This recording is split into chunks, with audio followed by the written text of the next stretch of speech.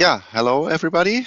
Welcome back to Global Economics. And yeah, last time we talked about your practical task that you should do some time series analysis and that you should analyze your country and look if you find some periods or if you find there a general dependence like it is proposed by Okun's law. I did it for you, quite roughly for Germany, and then also you at a starting point, look if you can find a general dependence, but there for Germany, I also already showed you that there the R squared is quite low, so the data points are very dispersing around, but then we have some sub periods where we more or less can interpret the dependence between unemployment and GDP growth, like it was proposed in the 1960 by Okun.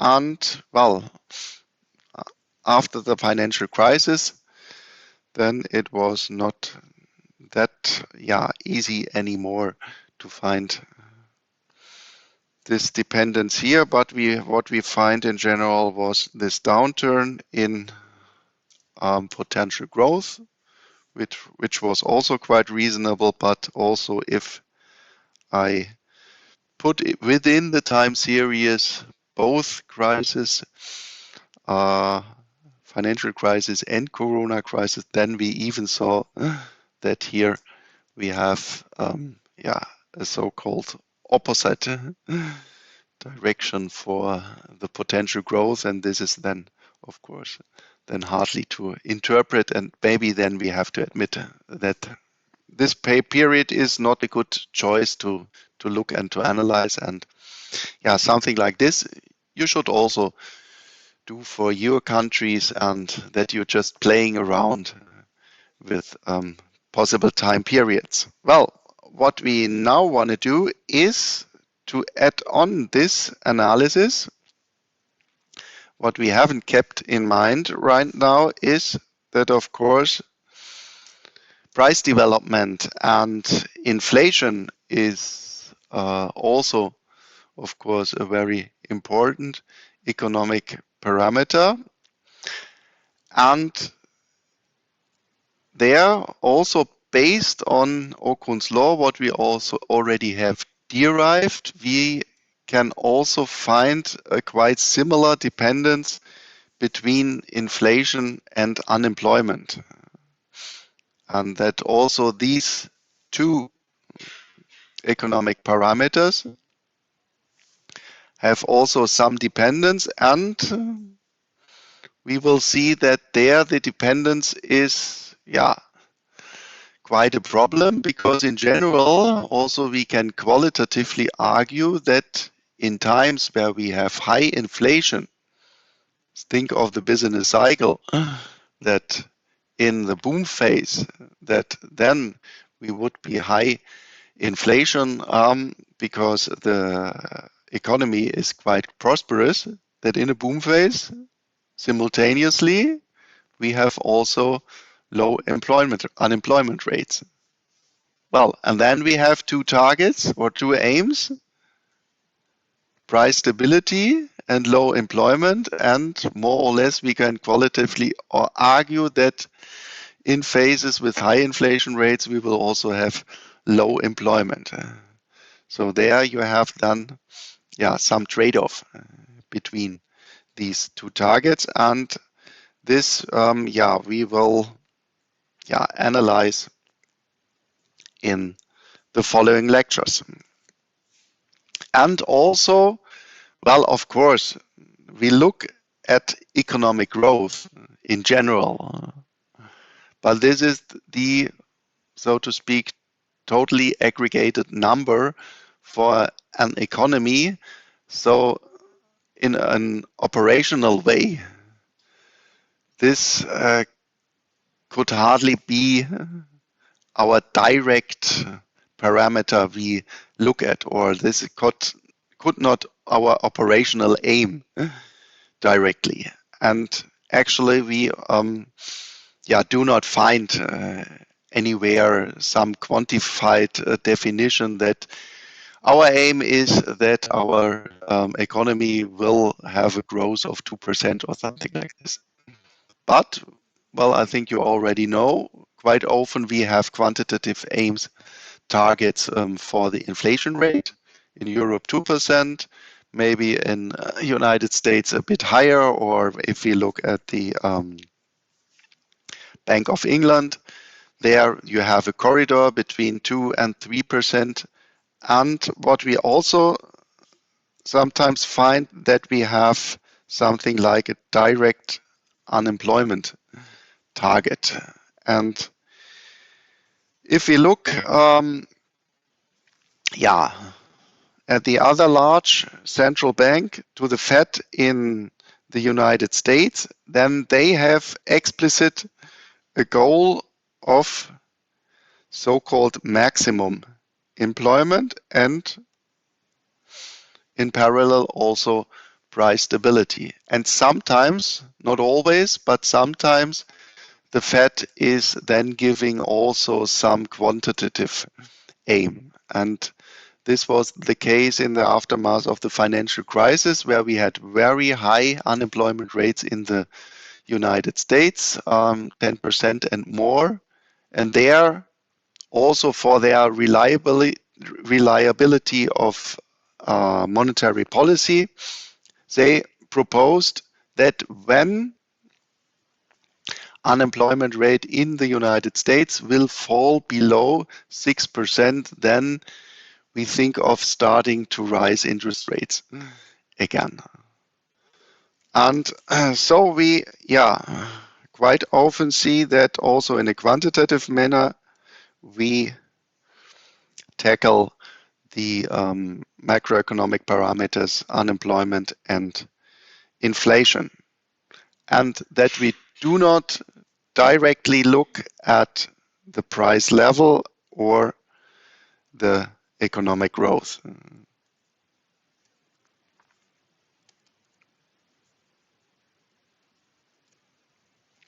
That for practical issues, we look quite more often at inflation rates and unemployment rates, so that these two are operationalized targets.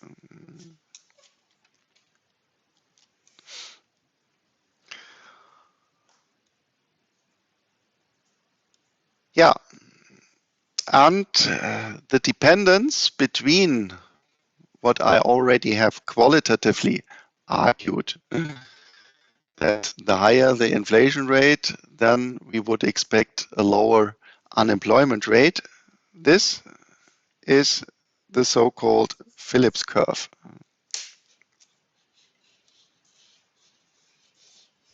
Oops, where is my mouse again? There. Oop.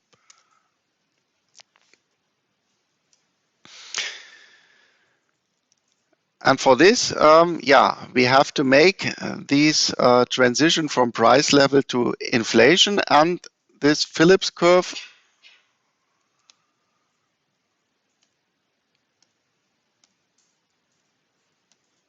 this was also found in the 1960s. I think the original paper was even in 1958. But on another slide, I have also the link to the original paper.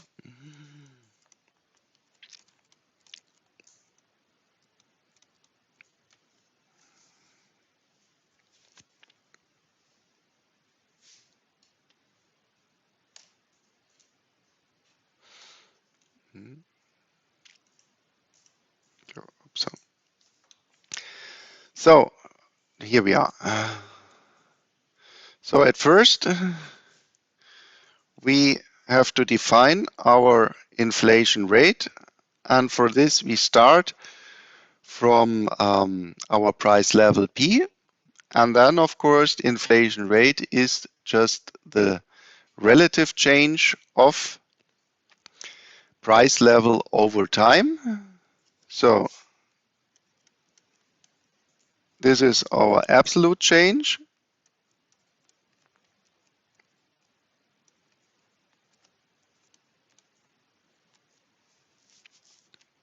in prices, and this we divide to the price level in the former year, or in another representation with the inflation factor.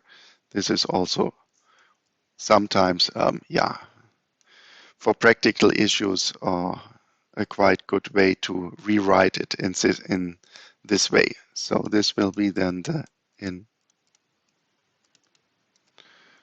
inflation factor.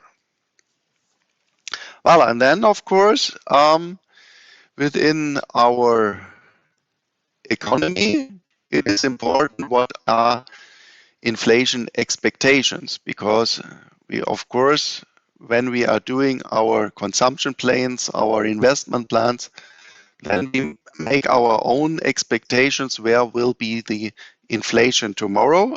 And for this, we have also to define the expected inflation. And for this, we just interchange the actual price level at some time t with the expected price level at time t, and this relative change we call then expected inflation.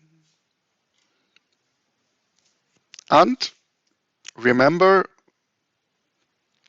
we will in a minute also then apply Okun's law, and this I wrote here in a general way, not with the -2, but in general, we don't know where is this parameter A. This you should also estimate in your term papers. So this is then more or less the starting point, and now we want from this a dependence with the inflation rate. And for this, I hope that you remember your macro course, and in our macro course, we introduced, after the Keynesian theory, prices in the so-called ASAD model.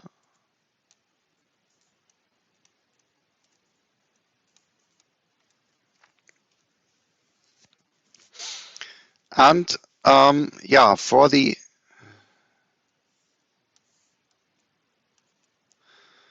ASAD model, we derived aggregated demand. This was derived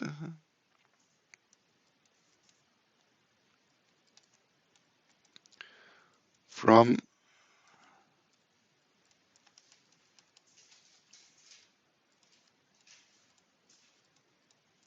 the ISLM model, and then in general we argued that we would have an aggregated supply function in the short run which will increase in prices,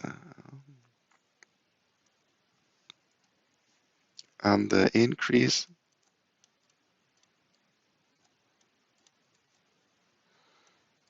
in prices was derived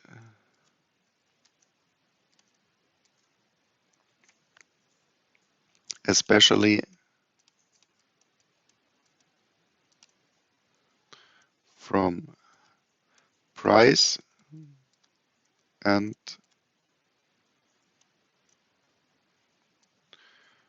wage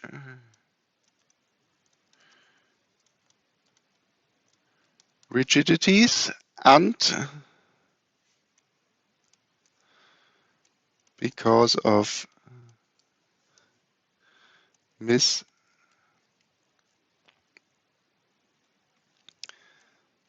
specified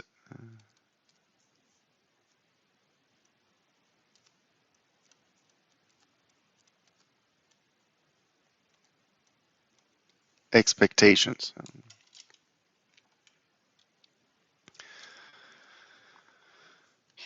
Well, actually, then we said when prices would be higher, or the price level would be higher than our expected prices, then we think from the supply side, well, this is a good situation. I planned with a lower price. The actual price is higher.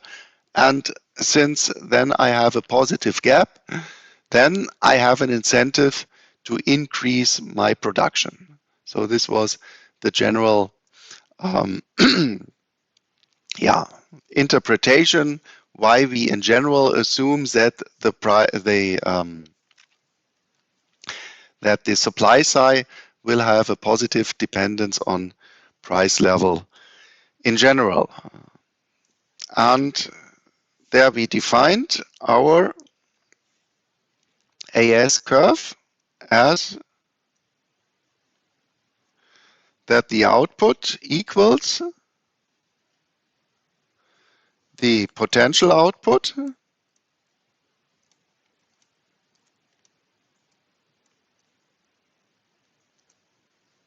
plus some sensitivity parameter A, again positive, times the difference between actual price level and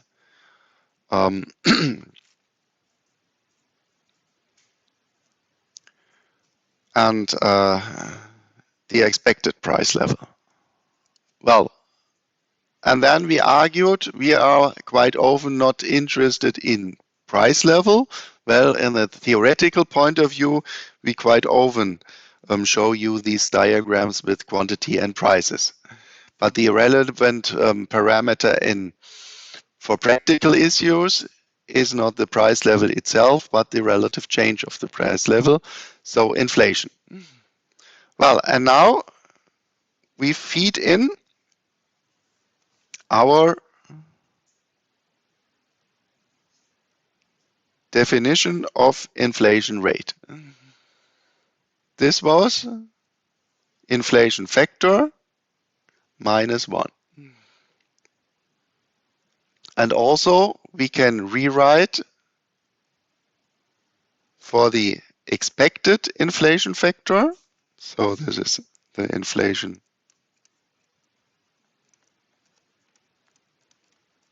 factor, and this is the expected.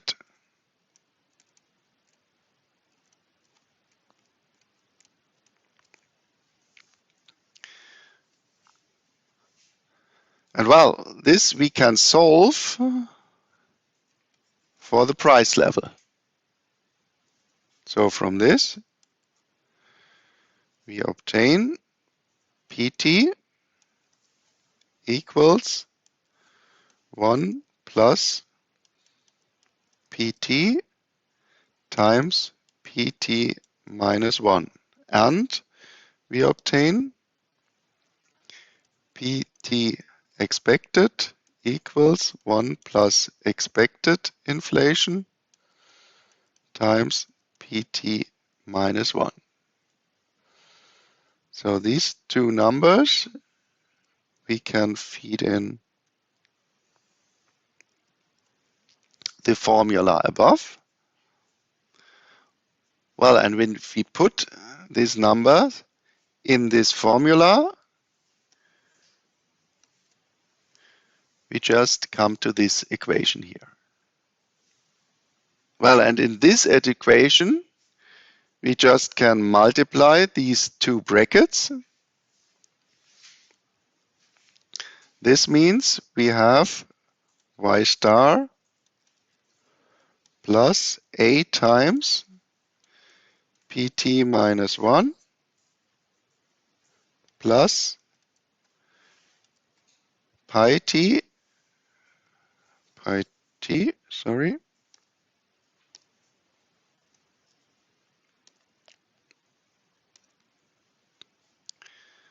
times pt minus 1 minus, now the 1 and pt, minus 1, and also minus sign, minus times plus is minus, p expected value at times t times pt minus 1. Then this price level from the former year cancels out, and we can take in front of the bracket the price level of the former period. And then we end up at this equation. Well, in this equation, we also can assume especially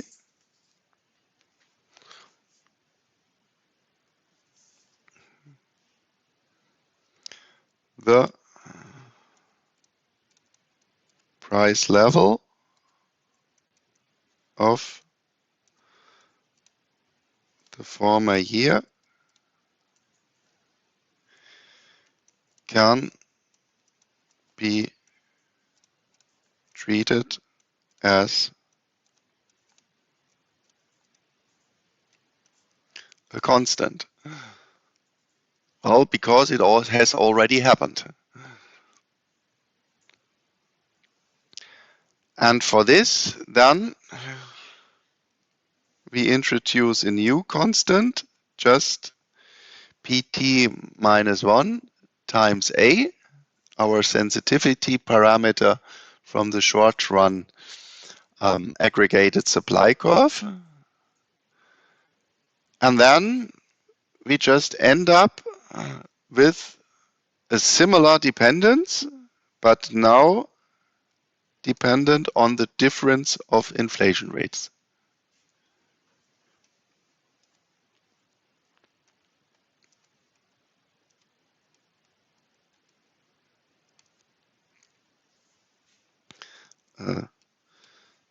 Similar dependence like the AS curve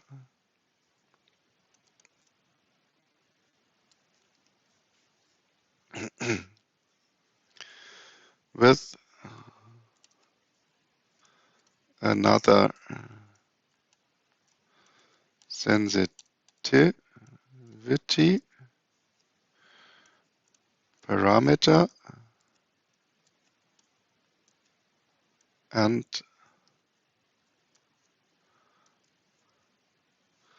the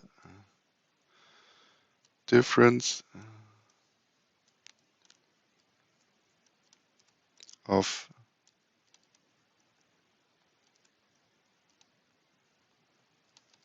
inflation rates.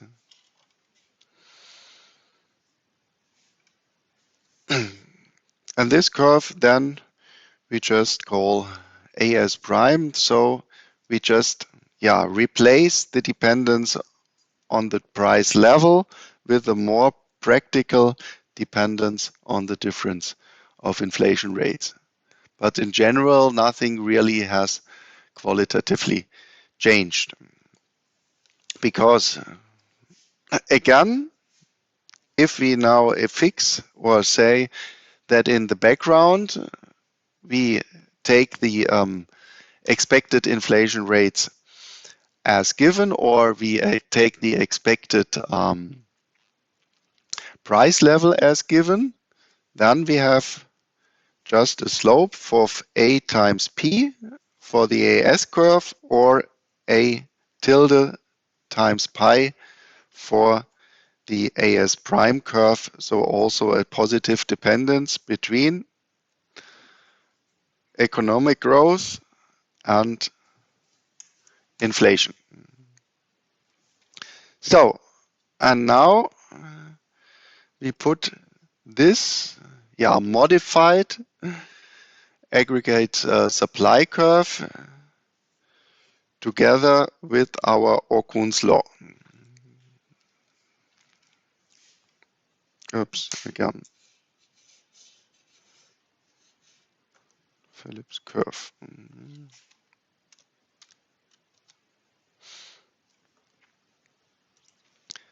So let's remember the Okun's law within the growth version.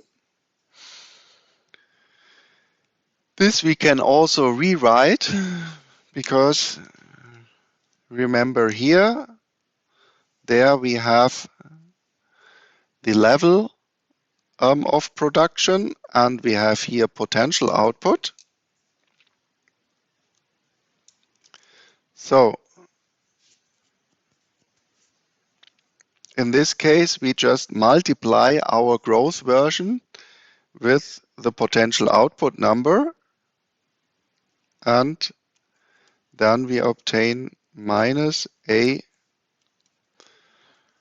y star times u minus u star equals y t minus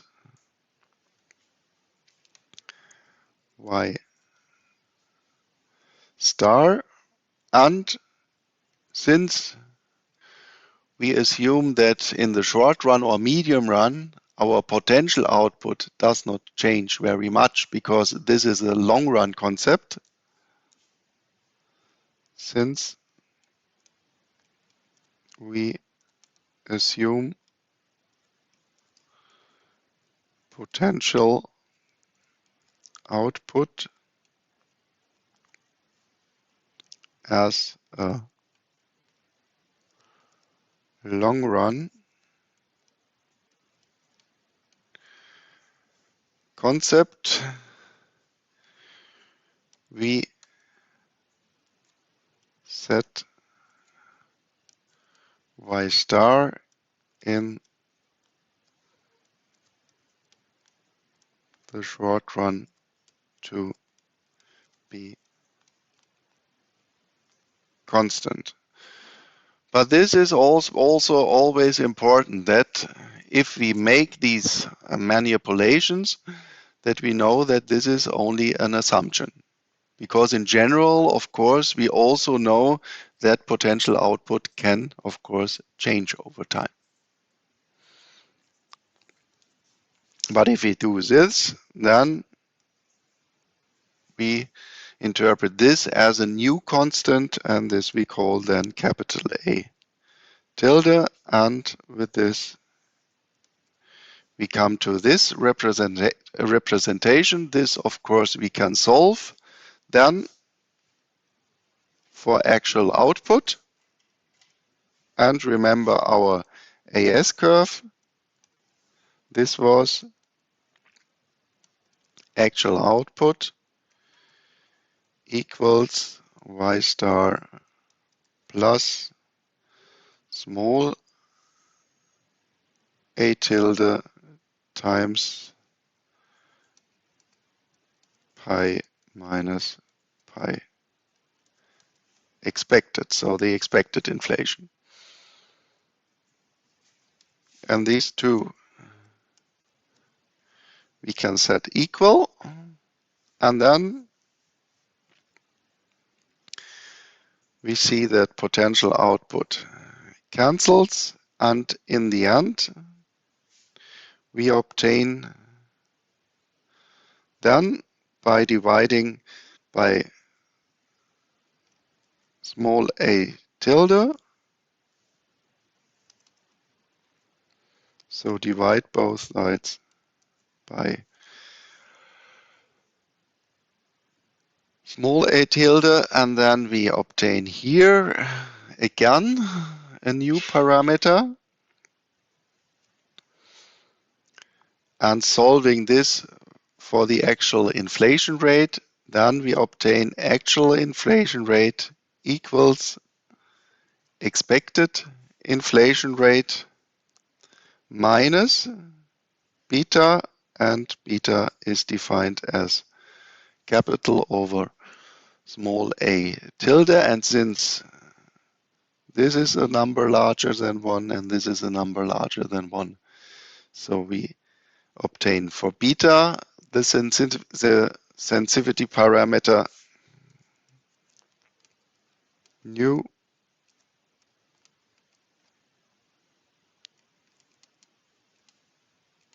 sensitivity parameter for the dependence between inflation and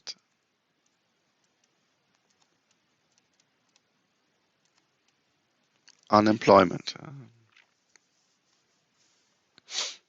Well, and this is then, yeah, the theoretical derivation of this general dependence, that we find the higher inflation, the lower is unemployment. And this was a very famous finding, yes, was right, in 1958 by Phillips, that he here for United Kingdom, he made really an analysis over a long time where he found a stable dependence that high inflation rates implies low unemployment. Well, and this of course has also a political impact, because then I can use this for doing economic policy. Because what does it mean? If I'm really pushing inflation, then if this is a stable dependence, I can hope that unemployment rates will fall. And compare this with the general aim of central banks for price stability, that, so to speak, governments, due to this dependence, would have always some incentive in order, yeah, to go to the central bank and to say to them, well, do not do that hard monetary policy, be more relaxed, because then unemployment rates maybe could fall. And then later on, this concept, yeah, was further on developed, and especially by Edmund Phelps in the 1960 and 1970. He especially, yeah, then introduced the expectation within the Phillips curve, because the first shot here by Phillips was just that he found, well, I look at inflation and I look at actual unemployment rate directly, and I find there this anti-proportional dependence. And then Phillips introduced this expectation concept, because why we call this then the expectation augmented Phillips curve. And the importance maybe you also see in 2006. He won the Nobel Prize in economics, and I think I gave you also on the webpage the link to the actual Nobel Prize. I hope so.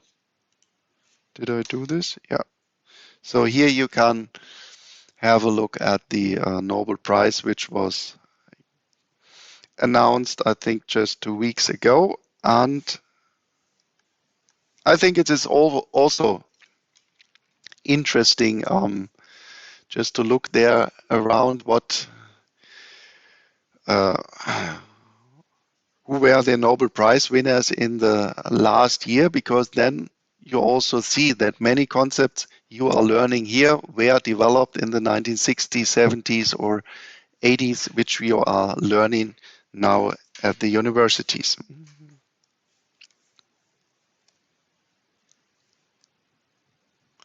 So, when we then summarize this aspect, the dependence between inflation rate and unemployment, that we now also find that inflation depends once on the expected inflation rate and the unemployment rate and its deviation due to Okun's law from the natural rate of unemployment. So this can be motivated via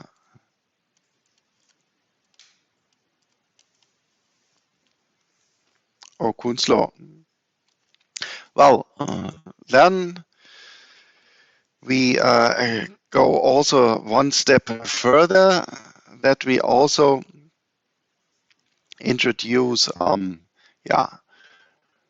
some kind of uncertainty within our model, that always it is possible that there happens some shocks, and in this case we add in general there some kind of supply shock, which is not directly represented by our expectations. So here we can then say this is some external shock. Of course, you can think of an earthquake or a flood, or of course also something like the Corona crisis or the financial crisis. And in many models, we then assume that there is some external disturbance of our economy.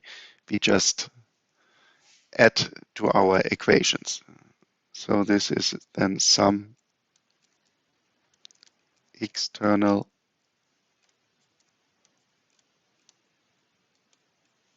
disturbance of the economy. So after having derived now this concept, we now can have a look. How does it look then, quantitatively? How do we can interpret our parameter b? Well, let's take again our equation. Pi minus equals expected inflation minus beta u minus u star. Well, this is nothing else than a simple linear equation. When we rewrite this as then pi e plus beta u star minus beta u, then is this just our cut at the vertical axis, and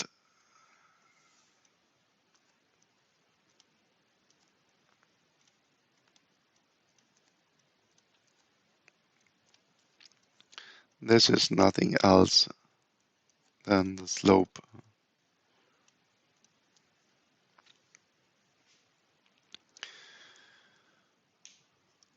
of our linear line. Well, and always, then especially for economic policy, we are interested in this slope, because how can we interpret this slope? This is then nothing else that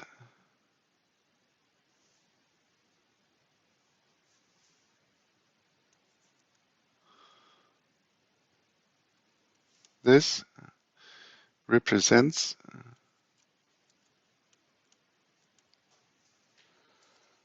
the downturn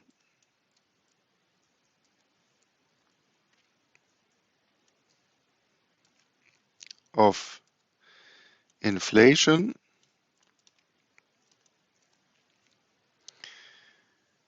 if unemployment, if the unemployment rate is changing by 1 percentage point. So, for example, we have here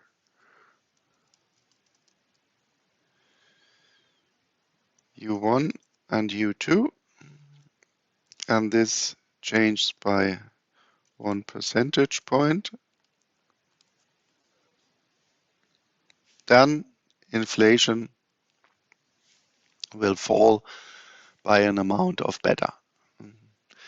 Well, and this dependence, was very prominent in Germany just in the end of the 1970s. So this was maybe the first time when unemployment in Germany really started to rise the first time. Until this time, more or less, we had full employment in Germany. And in the end of the 1970s,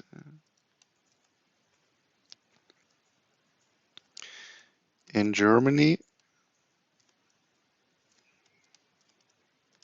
Chancellor Schmidt, he's dead now, announced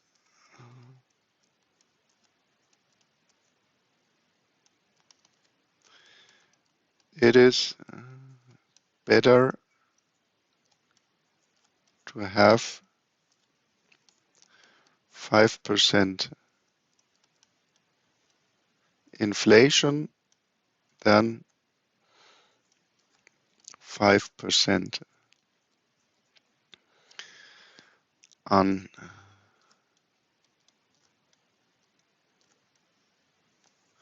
unemployment.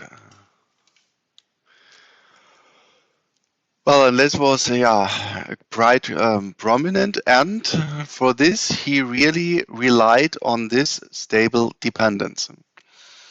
Well, if this would always function, why shouldn't we do it? But now, remember the long run model when we talked about the ASAD model.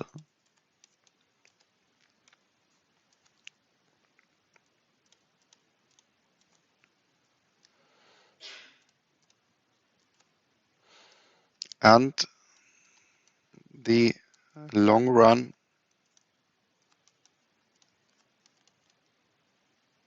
AS curve.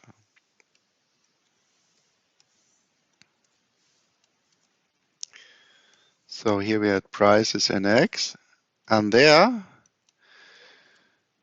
we then argued that in the long run, our economy is mainly determined by our long run circumstances, our productivity, our infrastructure, our education level, and so on, and that then this AS curve would move in a vertical line in a long run AS curve. And for the Phillips curve, we can then think of a quite similar process. Because remember, we also argued that this positive slope here of the AS curve, we argued also that this was due to misspecified expectations. And for this, we can assume that, yeah, this dependence that the unemployment rate will fall when prices are rising is due to that we are always surprised by this high inflation rates, because we had here, where I introduce it? Oops. Here at this part,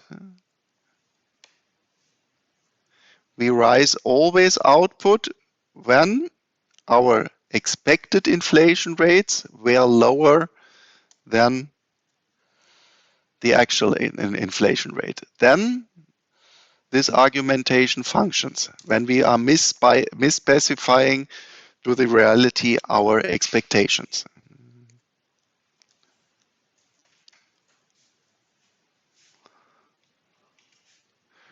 Remember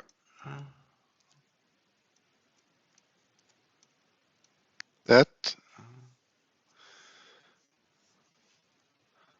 output output y is increasing when people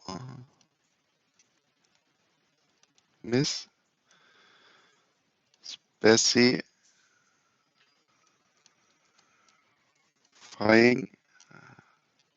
their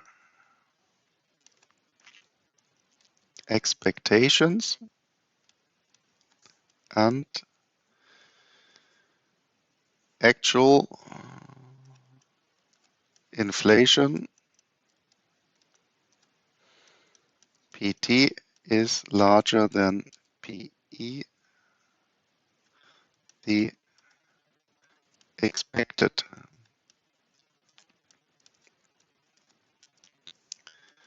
inflation. And thus, this concept is then functioning only when we are surprised by the actual price development. So then this concept functions if people are in general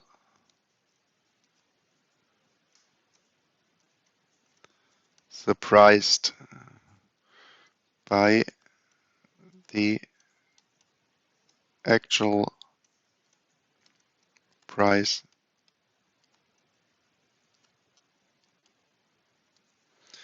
development.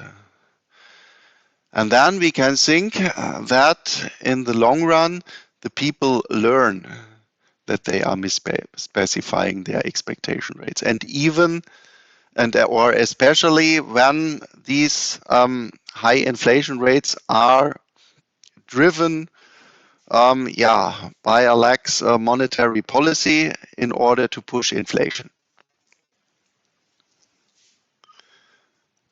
But in the long run, people will learn that they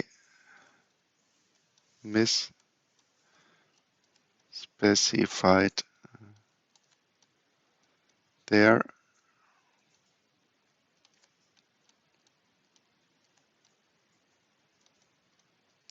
expectations.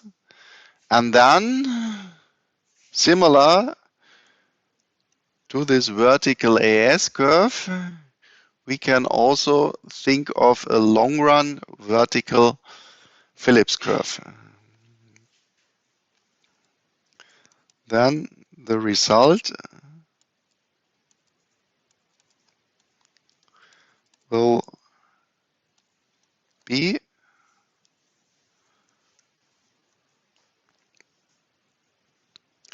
via the price adaptation, vertical long run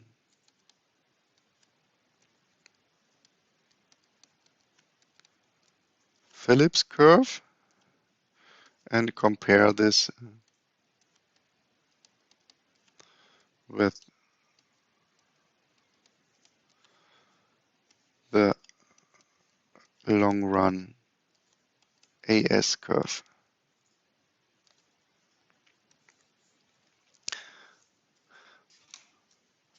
Well, and what will then happen?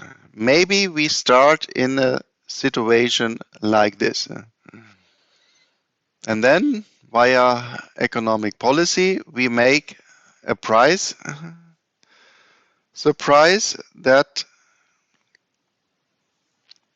from one we rise inflation rates from pi 1 to pi 2. Then, due to our misspecification, we move while on the short run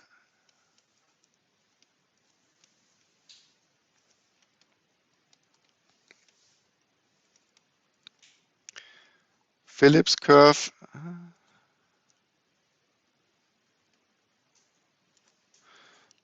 one, and this is short run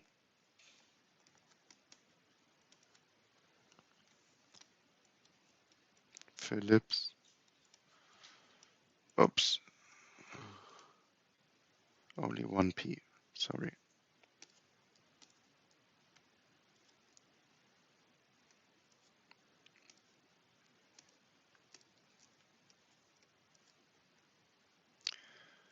Philip, what I'm doing here.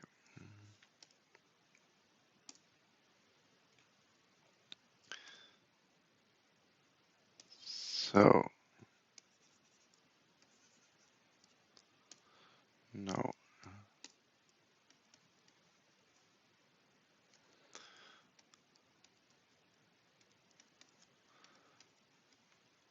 Curve 2, and this is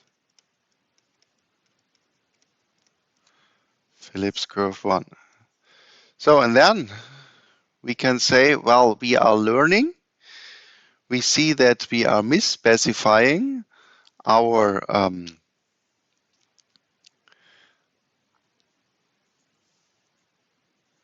expectations, and then we adapting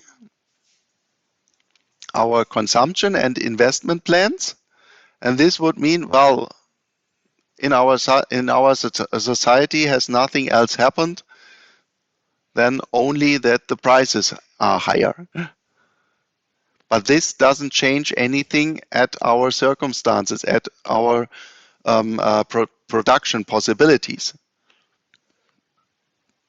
And so we would move then from 2 to 3 again, as in the ASAD model, that we in the long run cannot change anything at this equilibrium output, which we can identify with the potential output. Well, and then if we over time longer in this point now with the same unemployment rate, but now higher inflation rate, we could think of that the same process starts again. That maybe from this we move then to another even higher inflation rate. This functions again for a while. And that then again over time we move back to this long run unemployment, natural rate of unemployment. So from this, it is possible that over time the Phillips curve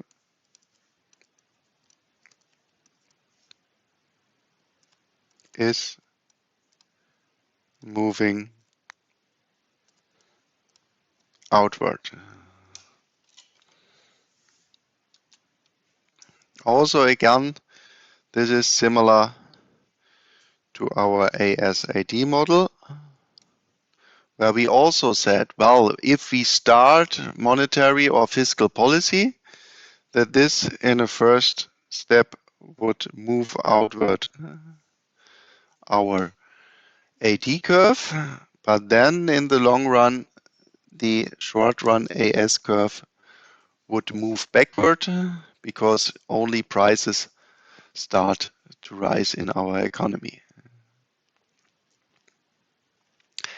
Well, this is all from a theoretical point of view. Hopefully it is logical, but then if we have such an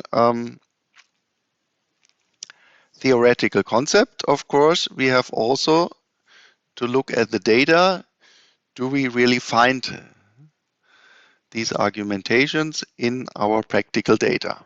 And for this, since the data availability also in long time period is very good in the United States, I took again the data for the United States over time, and I just plotted here for you inflation versus the unemployment rate. And then I put also some sub periods. I have the data directly, because then we can also have a look at the whole data.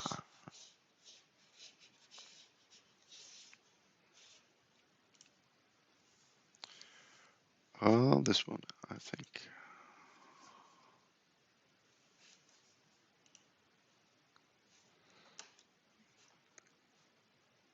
And this is unemployment rate, and yeah, so then unemployment and inflation.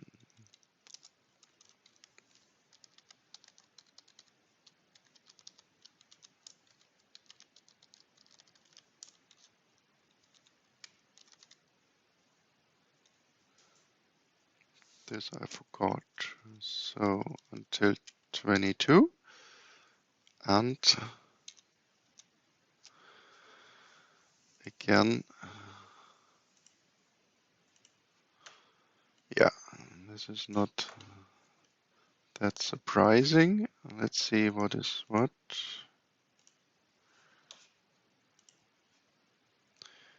HX is unemployment and I is inflation. Okay.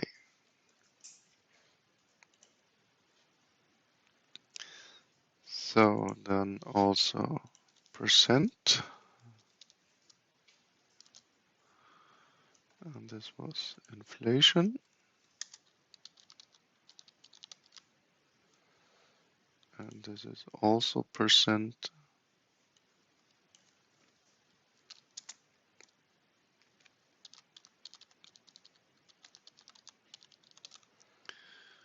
Employment rate.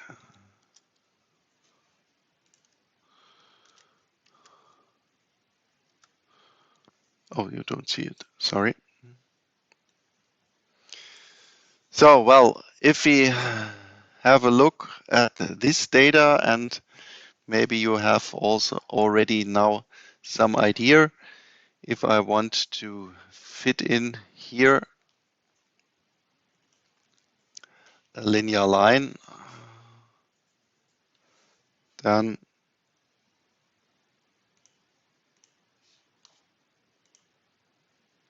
we see that here we have almost an R squared of 0.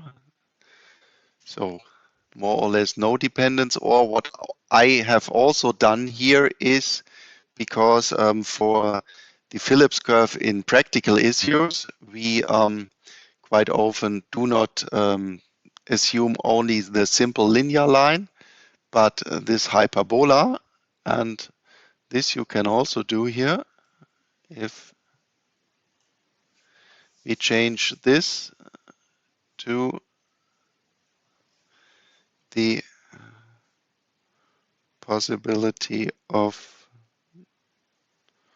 why is this not possible? Maybe I have to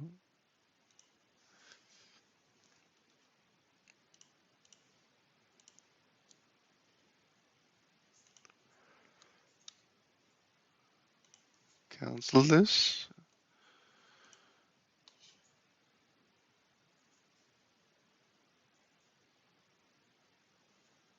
Oh, this is because we have here some negative data points.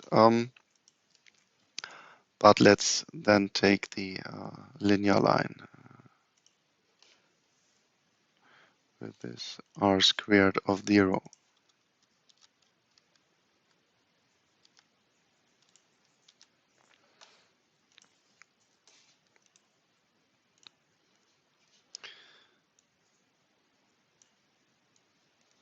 So this is from 1948 to 2022. 1948 to 2022, and over this long term period we have no stable dependence between inflation and unemployment. See here we have an r squared von roughly 0. What I then also did is to, yeah, to create also some sub periods over time. So here you see the numbers are also always the years of the former millennium. So here it is from 1961 until 1969. And in this case, then if we go to the 70s, if we go to the late 70s, and if we go to the 80s, then we see more or less this outward moving of the Phillips curve. So within the US data, we see the outward movement of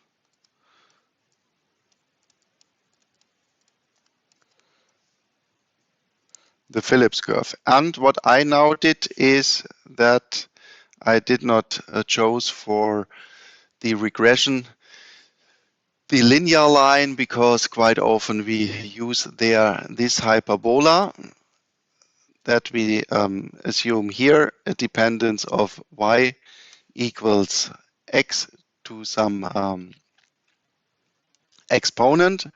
And this maybe you also remember from your Cobb-Douglas utility function. There you have x1 to 1/3, x2 to 1/2, and this we quite often use this concept in economics, because then this exponent here we can directly interpret as the elasticity. And do you remember how elasticities are defined?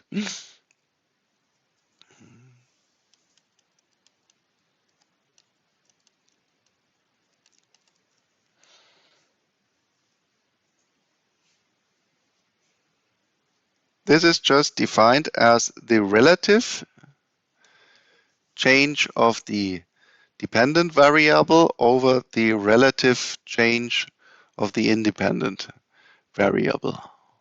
Or I think you have done it, hopefully remember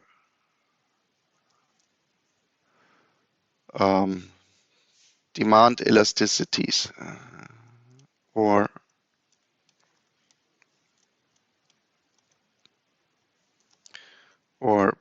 price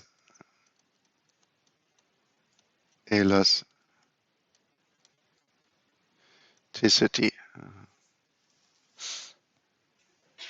Well, and I think, yeah, this we can do today if we just calculate this. Then we can rewrite this to that elasticity is dy over dx times x over y. Well, and this is nothing else than the first derivative of our function. So what we need now is if f of x equals x to some exponent, what is then f prime of x? Yep, a times x. Then we are not ready, but yeah, to the power of -1. This is also almost right.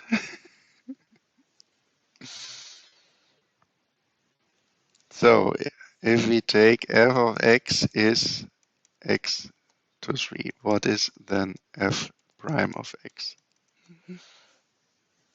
Yep, yep, 3x, and this is 3 minus 1.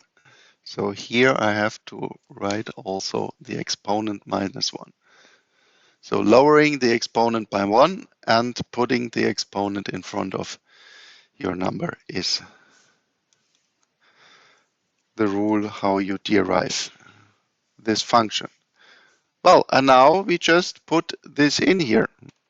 So we obtain a times x, a minus 1 times x over y. But now we know that y itself is x to the power of a. So this is a times x, a minus 1 times x over x up to a. But what is this? X over xa. This is nothing else than x times x to the power of minus a.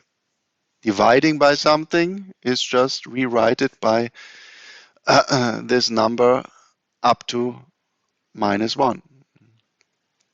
And then the rules for the exponent means, yeah, we can put this together just by the sum. So this is x1 minus a. So this is then a times x a minus 1 times x1 minus a. But this is again the same basis of x, so we obtain a times x a minus 1 plus 1 minus a.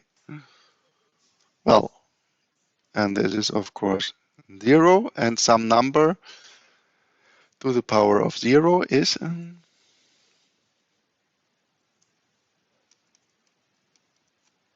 yep, is just 1. So if this is 1, we end up just with only a. And so we have shown that this number then can directly interpret it as the can directly interpret it as elasticities, and yeah, for practical issues mostly we only see the elasticities because again, the absolute value we do not find in reality, because always we find some equilibrium process and then we find some differing from this equilibrium process, so we can then argue what will happen to the one variable if the other variable is changing, for example, by 1%.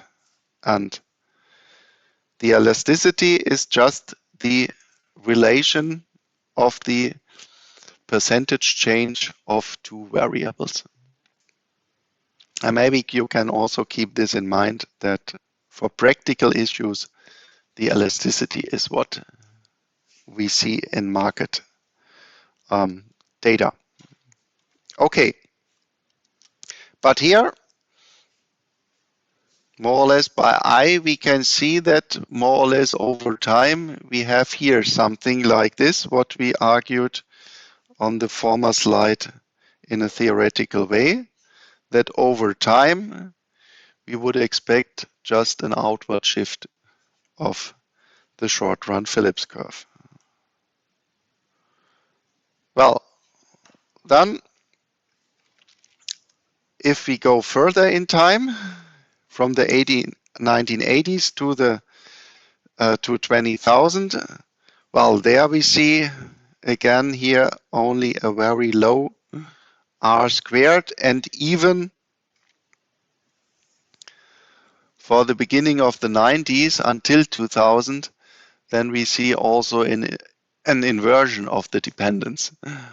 And yeah, maybe this can be qualitatively explained, that just in this time period we have the collapse of the Soviet Union and the global economy, where the United States are the largest part, that the global economy really changed dramatically during these years, and especially in the 10 years after the breakdown of the Soviet Union, that markets really reset worldwide in a new manner. Also the economies, especially in Eastern Europe, they resettled during this time, and this turmoil then more or less crashed some standard macroeconomic dependencies during this time.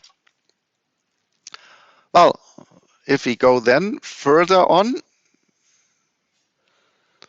where we start, the blue line is then in the beginning, and so more or less also I right now would call it the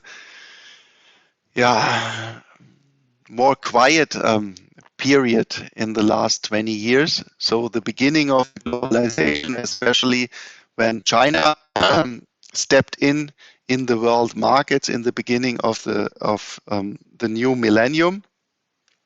Then we see here that with an R squared of 0.5, it is not that high, but we are again more or less in a more stable situation in these first 10 years, roughly, from starting in the new millennium. Well, afterwards, after the financial crisis, again, we could say that we have somehow something like a negative dependence between unemployment and inflation rates, but again, you have directly look at your R squared, which is only 0.2, so definitely we cannot talk about very stable dependence. And also if we go after from the midst of the last decade, there also. And I still left out the Corona crisis. And then one last question for today. Well, if I take then 2020, 21, and 22, then at a first glance, we more or less see, they are lying quite good on a classical Phillips curve. And of course, also we see here an R squared of 0.94. So from a statistical point of view, would you then say, well, we are coming back to a stable dependence? Or if we interpret this statistically?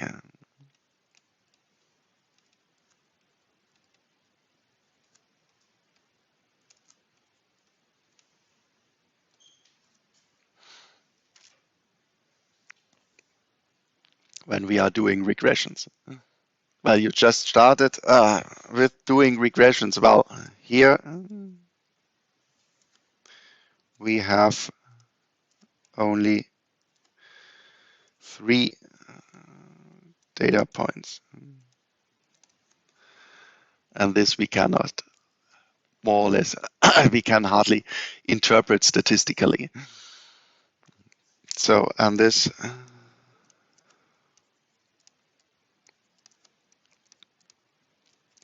should not be interpreted in a